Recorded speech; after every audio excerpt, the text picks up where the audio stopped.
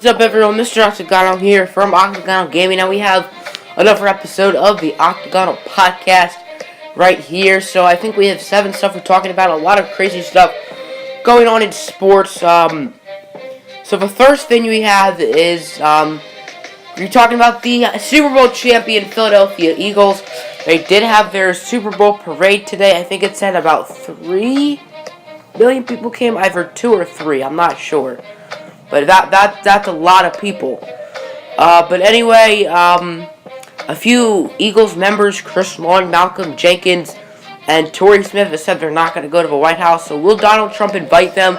Donald Trump did not invite the Warriors after they won, after Steph Curry hesitated if he wanted to go, which I don't want to keep this political, but with all the protesting, I would be very surprised if the Eagles went to the White House.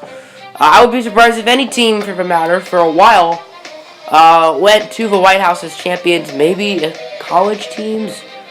But other than that, I don't expect to see many teams, especially with the kneeling in the NFL.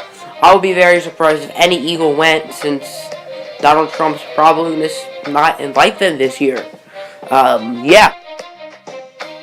The NBA trade deadline was today, and a lot of crazy things happened to the CAVS.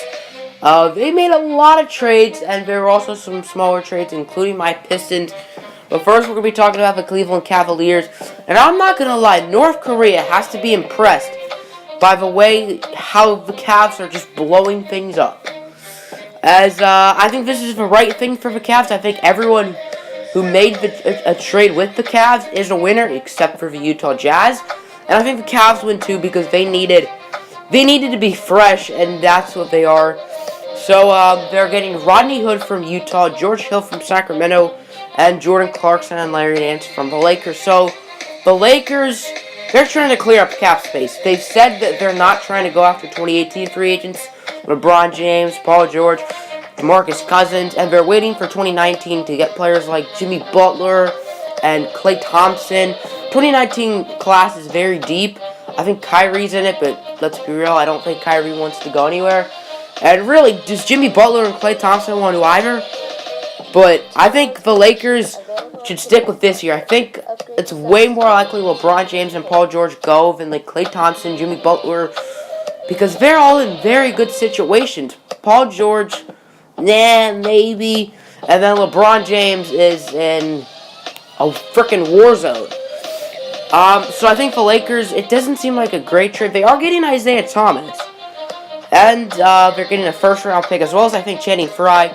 Isaiah Thomas is just a placeholder. I don't really know how they're going to use Isaiah Thomas when Lonzo Ball comes back from injury, because both of them are sort of ball-dominant. Personally, I'd give the reins more likely to Lonzo than Isaiah Thomas, because Isaiah Thomas probably not going to be a Laker next year, and Lonzo's sort of their future. The Sacramento Kings, I think this is a great trade, because they don't need George Hill. I think George Hill's on a pretty bad contract, so they're letting go of a lot of salary. They're letting De'Aaron Fox and Frank Mason be the guys. Normally, I would just say De'Aaron Fox, but as a Kansas fan, whipping my Kansas gear today, I had to mention the GOAT, Frank Mason. He's definitely a quality backup, and the Kings need to play him like it. I think he's injured right now, but De'Aaron Fox, I'm assuming he's been starting. I haven't watched a lot of Kings this year, but I'm assuming he's been starting. He's playing pretty well. He had a buzzer beater dunk a couple weeks ago versus the Heat. Maybe like last week against the Miami Heat. And I believe they are getting Joe Johnson from the Jazz. And they are getting where does it say? Okay, don't know where it is. Let me check. And the Kings are getting Iman Shumpert, and I said Joe Johnson. So that's not like great value for a talented player in George Hill, but they're trading a bad contract. I think it's a good trade for them. And the last team is the Utah Jazz. They traded Isaiah Thomas, and they traded Rodney Hood, and they got Jay Crowder and Derrick Rose. So they plan on cutting Derrick Rose, so now Derrick Rose can go to wherever he wants. So essentially they did Rodney Hood and Joe Johnson for Jay Crowder. And Jay Crowder is a very good player, but he has struggled this year, and I believe that is because of the coaching differences. Brad Stevens is a phenomenal coach. Tyronn Lue is not. Now, Quinn Snyder he's a solid coach. He's better than Tyronn Lue, but he's no Brad Stevens. So I expect Jay Crowder to do a little better, as they don't really have a small forward, especially since they don't have Joe Johnson anymore. Who's their small forward? Like Thabo Sefolosha? I'm not sure. So him and Donovan Mitchell can be their wings. And obviously, as I said, Quinn Snyder's no Brad Stevens. Jay Crowder, I think he was very good mainly because of Brad Stevens.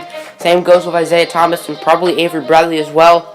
Funny how they all got traded here at the deadline. And the Cavs are getting Rodney Hood. Now, the thing with Rodney Hood is he's a very good young player who I've really liked. But he is going to be a free agent at the end of the year, so I kind of get what the Jazz are doing in a way. But yeah, let's talk about some of the other teams. The Pistons traded Bryce Johnson and Willie Reed, who were the two guys in the Blake Griffin trade. And they got James Ennis and Jameer Nelson. Bryce Johnson's young, and Willie Reed is good, but Willie Reed is suspended, and Willie Reed doesn't really look like he's going to be a part of our plans. Willie Reed's also going to get cut by the Bulls. So basically, Willie Reed's going to be on 4 teams in a matter of 2 weeks, assuming someone signs him. The Clippers, the Pistons, the Bulls, not really on the Bulls, and maybe somewhere else. So, honestly, I think the Pistons are sort of taking an L, but it's not really a big deal at all. 3-team trade happened, with the most notable thing is Emmanuel Mudiay going to the New York Knicks. Now, I've liked Emmanuel Mudiay the past few years. I think he has a lot of potential. Devin Harris from the Mavericks is going to the Nuggets, and Doug McDermott from the Knicks to the Mavericks. I think the Knicks are the big winners here. I think Emmanuel Mudiay is a talented young player. I don't know how Emmanuel Mudiay fits. I think he's better in New York than Denver, but the Knicks do have Frank Ntilikina, who they just used a top 10 pick on in this draft. So, I don't know how they're going to do it, considering they're both point guards. I don't think either of them are good enough shooters to become wing players.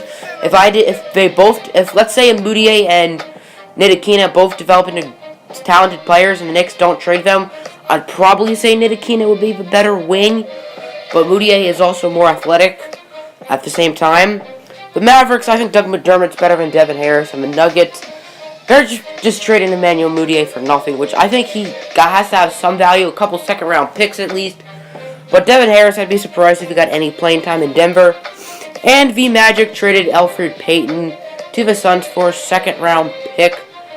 I think, honestly, the Suns sort of lose. Elfrid Payton's certainly better than a second-round pick. But he makes the Suns better, which they can't be better right now. And I feel like, sort of, if you give him it's hard to explain. He's not that good. And the Magic, they don't really have to worry about him. They get worse.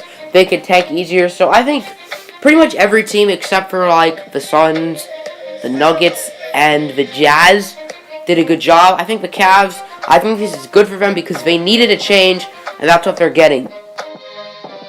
Now we have a mini college football signing day recap.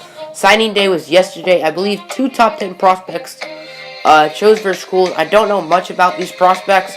I think Alabama and Georgia did the best jobs, or have the best recruiting classes out here, looking like Illinois in the Illinois series. But I think the sort of sad thing is here, the 40th best prospect, Jacob Copeland, a receiver who's going to Florida. After his recruitment announcement, his mom just left. She was wearing Alabama and Tennessee gear, which was the other 2 schools he was considering. Then she gave him a hug at the end, so it was all good. Russell Wilson has been traded. I don't know if you heard it, but Russell Wilson has been traded to the New York Yankees. You're probably thinking, what are you talking about? The Yankees aren't a football team. Well, his baseball rights, he's a minor league prospect. He's not just an NFL quarterback. He's been in the Rangers farm system. Obviously, he's sticking with the NFL. But he's been in the Rangers farm system. I think the Rangers drafted him, and they traded him to the Yankees for basically nothing because he's a minor league prospect who's never going to play in the majors. I just think it's kind of funny. I wanted to sort of fool you. I mean, it is true. I think Russell Wilson's going to be there at, like, spring training with Giancarlo, Stanton, Aaron, Judge, and the gang.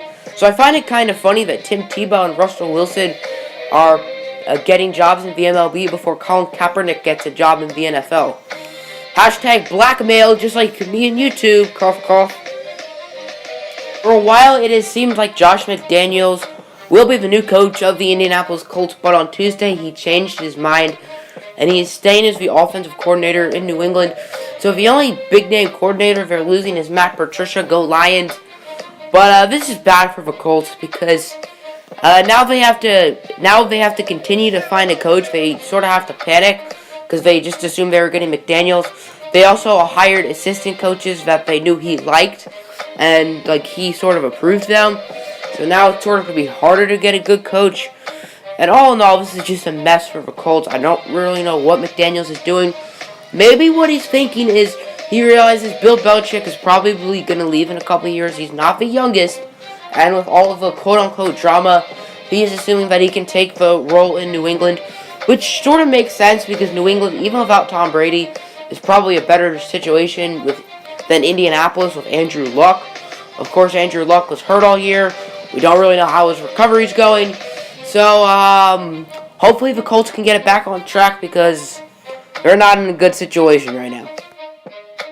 Sean Jeffrey is a genie, or whatever you call those people with, the glowy balls, the future time teller people. I think you know what I'm talking about, but Alshon Jeffrey can predict the future. Future teller? I don't know what they're called. But over a year ago, when Alshon Jeffrey was on the Chicago Bears, he said that he knew he was going to win the Super Bowl the next year. He didn't say what team. He just said he would. So Alshon Jeffrey, of course, was a free agent. He left the Bears. A lot of people thought he was going to sign with the Patriots, which would make sense that the Patriots would win the Super Bowl, because the Patriots are good. Obviously, they made the Super Bowl, so they certainly have the capability to. But he signed with the Eagles, and you're thinking, oh, well, there goes that thing. The Eagles are certainly not going to win the Super Bowl, because they're the Eagles. The Eagles are going to find a way to screw it up, kind of like a lot of the other teams. I just made a video of the 12 teams that have never won a Super Bowl could combine together and win a Super Bowl, and they did. So those 12 teams and the Eagles before Sunday, they screw a lot of things up. I'm a Lions fan. I know how it feels like. But the Eagles actually won the Super Bowl. Alshon Jeffrey completely called it. He just knew it. He knew he was going to win the Super Bowl, and I kind of hope Golden Tate or someone on the Lions does this. I don't know why I said Golden Tate. I guess because he's a receiver. Alshon Jeffrey's a receiver. So there you go. Golden Tate, can you please make a crazy prediction? But make sure you specify the team. Actually, don't specify the team. But, don't leave. I know he's not a free agent, so unless we trade him, which we're not. But I just find it crazy that Alshon Jeffrey knew it. What do you guys think of this? The last topic for today is something that happened today, and that is involving the 49ers quarterback, franchise quarterback, I may add, Jimmy Garoppolo, as Jimmy G got the largest contract in NFL history, 5 years, $137 million, and he has 2 Super Bowl rings, and he's not even started 10 games in his NFL career, which is really crazy. Both those rings were with the Patriots when he was the backup to Tom Brady, and this whole time I figured it was a given that he was going to re-sign, so I don't know why people questioned it. I saw Kirk Cousins to the Niners, not really rumors, but of possible teams he could go to, which I didn't really understand because I thought it was pretty clear Jimmy G was going to stay. And as you can see, he is staying. So if you're a Niners fan, are you excited for Jimmy Garoppolo? I didn't like the trade originally for the Niners, and after what we've seen, I'm clearly wrong. Jimmy G has not lost a start yet for the Niners, and while they have a lower pick in the draft, from pick 2 to pick 9, I think they'd rather go from pick 2 to pick 9 and having their franchise quarterback on their roster. So I think the Niners are happy.